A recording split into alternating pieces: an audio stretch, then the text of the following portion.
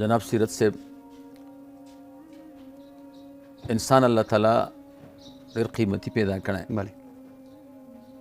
او د انسان هر اندام قیمتي دی بله او د هر اندام مثل نشته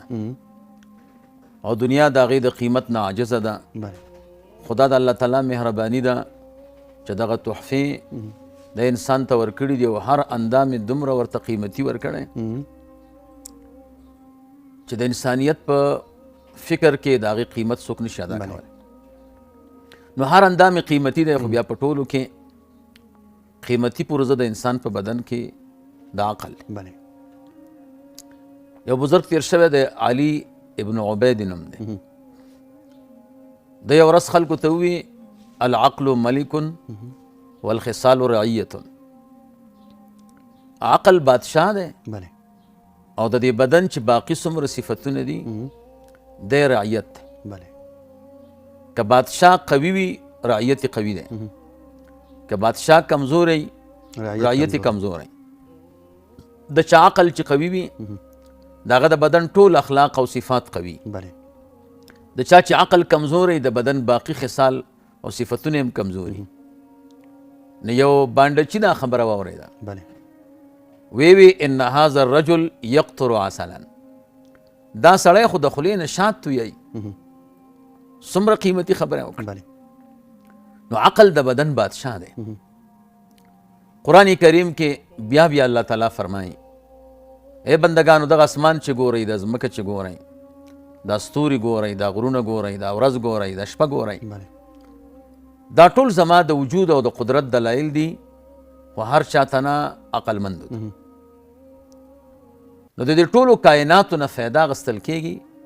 دا په عقل باندې بله معلومیږي دا چې عقل قیمتي دی دیو جن رسول الله مبارک صلی الله علیه وسلم فرمای لما خلق الله العقل قال له اقبل فاقبله بله الله تعالی چې عقل پیدا ک نو الله ورته فرمایل مخکې راشه نو دی راغی خبرې ومنله ثم قال له ادبر فادبره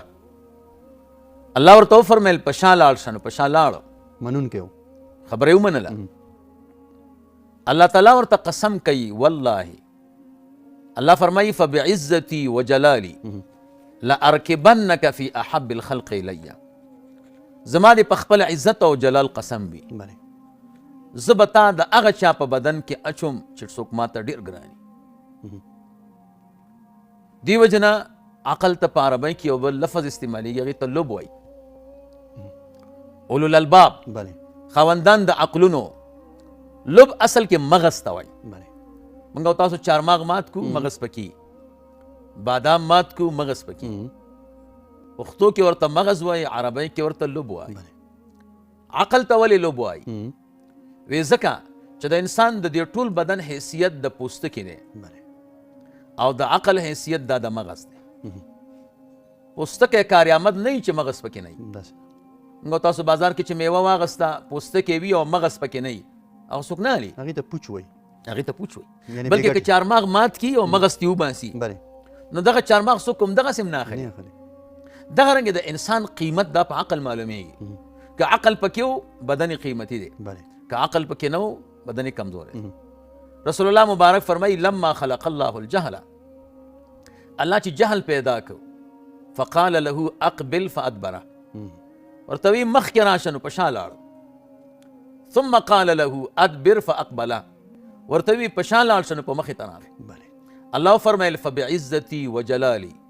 لارکبنك في ابغض الخلق الي زما دې په عزت او په جلال قسم وي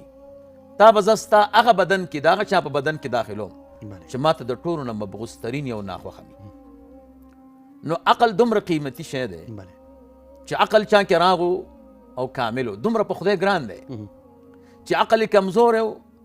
دومره د الله تعالی ناخوښ دی بله نو د انسان خوښېدل او نه خوښېدل د دې دپاره موقوف علیه د عقل دی رسول الله مبارک صلی الله علیه وسلم عائشې صدیقی رضی الله تعالی عنها ته فرمایي وایي ای عائشې مؤمنان به جنت ته ځي او مرتبې به الله ورکوي خو بقدر عقولهم په اندازه د دوی د عقلونو بله که د چا عقل اعلی او جنت کې به اعلی مرتبه که د چا عقل ادنا او جنت کې به ادنا مرتبه. نو عائشه صدیقه رضی الله تعالی عنها ورته فرمایي چې قربان الله نه دی ویلي تلک الجنة التي اورثتموها بما كنتم تعملون، دغه جنت چې تاسو درکړی شوی دی دا په سبب د هغې چې تاسو عمل کوئ. نو الله فرمایي خلک به جنت ته د عمل په وجه ځي او تاسو وایئ چې د عقل په اندازه به ځي. رسول الله مبارک فرمایل وبقدر عقولهم یعملون، دوی خو په اندازه د خپلو عقولو عمل کوي. که سړی عقلمند و نیک اعمال به ډېري او که سړی قمقل و نیک اعمال به کمی. نو عقل انتهایی قیمتي دی. نو دا خو د شریعت په رڼا کې د عقل مختصر قیمت مې درته